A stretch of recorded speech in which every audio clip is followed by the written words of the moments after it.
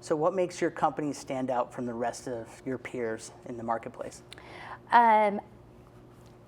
Fame and fortune is what we pretty much sell. Okay. And I am so blessed to be able to actually partner up with the Asset Agency, and she is my partner in dime. And so what she does is really more of the business development side. She's a sought after business development strategist, Heidi Wampold, and I don't think any other PR agency anywhere in the world, I don't think, is partnered up with a business development agency themselves. So we do everything in tandem.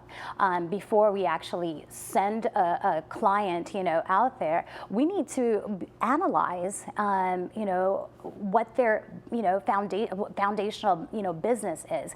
If you're an artist, and you're a musician, then obviously, you want to be able to make sure that your website is intact, your social medias are in place, the digital presence is intact. And so, as much as that's a PR, standpoint, that's also in the business development side.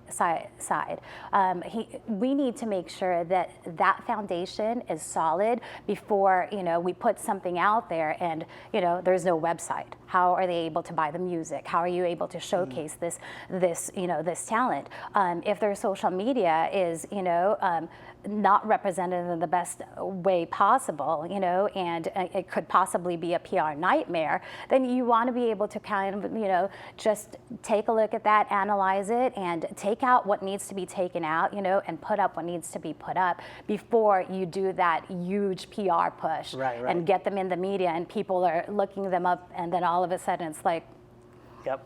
do I really want to buy that music? See, that happens a lot to me. Like, people will Google me and do their research on me, but then they'll also Google my surrounding team. And I keep telling my team, like, you need to have a tight LinkedIn, you need to have great social channels all in place, not like when you're in college, just like sitting there, horrible photos. It's got to be all unified.